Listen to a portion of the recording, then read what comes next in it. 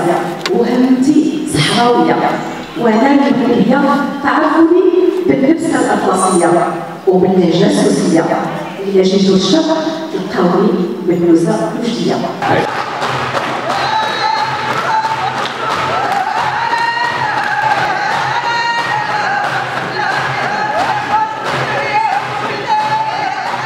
وهذا العام حاولنا اننا نركزوا على العروس البجديه والعروس ديال منطقه الشرق، حيث غادي يكونوا مشاركات معنا حتى من فيكيك، من العروس الفيكيكيه ومن الناظور بالعروس الناظوريه، وبيان سور من مدينه وجده.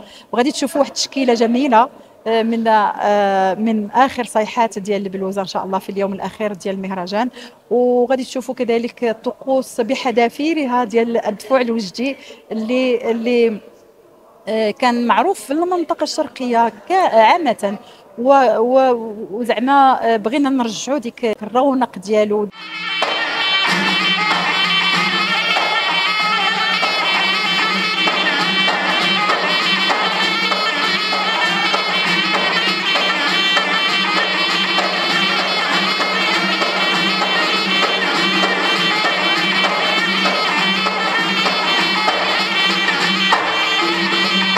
هذا المهرجان الذي بطبيعة الحال ينظم تحت الرعاية السامية لصاحب الجلالة الملك محمد السادس حفظه الله، فهذا المنتوج من خلال هذا المهرجان ومن خلال تتبع الغرفة اللي هي مؤسسة دستورية بطبيعة الحال، كل الحرفيات والحرفيين يعني منتسبين والمنتسبين إلى هذه المؤسسة همها الوحيد هو تطوير ومواكبة كل المستجدات التي تعرفها بلادنا. وهذا المنتوج العريق اللي معروفة به الجهة الشرقية وخاصة مدينة وجدة هو واحد تراث أصيل نعتز به.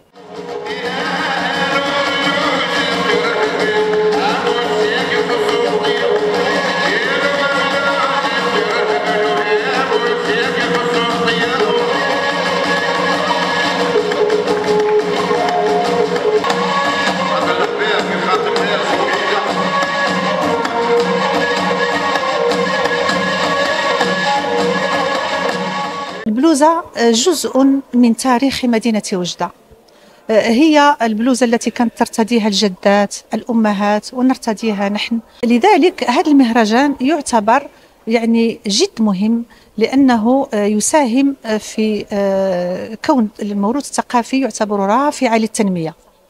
البلوزة بغض النظر عن كونها تشكل موروث ثقافي، والثقافة هي ما يتبقى لما نكون قد نسينا كل شيء، فإضافة إلى ذلك بإمكانها إنعاش الجانب الاقتصادي بجهة الشرق.